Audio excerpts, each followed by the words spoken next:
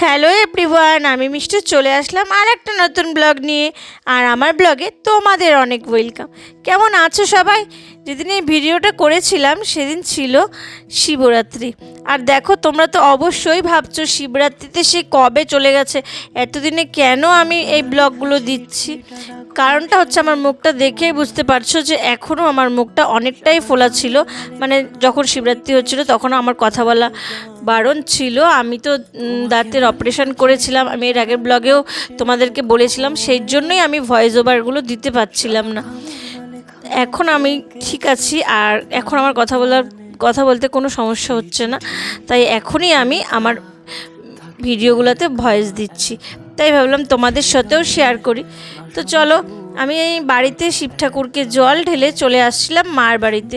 তো ঠাকুরমশাইয়ের আসার কথা ছিল 7টা, আর দেখো এখন বাজে প্রায় 9টা, এখনও ঠাকুরমশাই আসছে না। যতবারই ফোন করা হচ্ছে ততবারই ফোন কেটে দিচ্ছে। মুখটা এখনও কতটা ফুলে আছে বলো।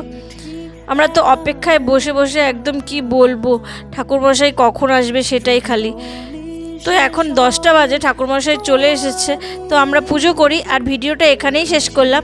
ভিডিওটা কেমন লাগলো সবাই অবশ্যই কমেন্টসে জানাবে। ভিডিওটা ভালো লাগলে অবশ্যই একটা লাইক আর একটা কমেন্ট করো। নেক্সট ব্লগে আবার দেখা হবে, ততক্ষণের জন্য টাটা।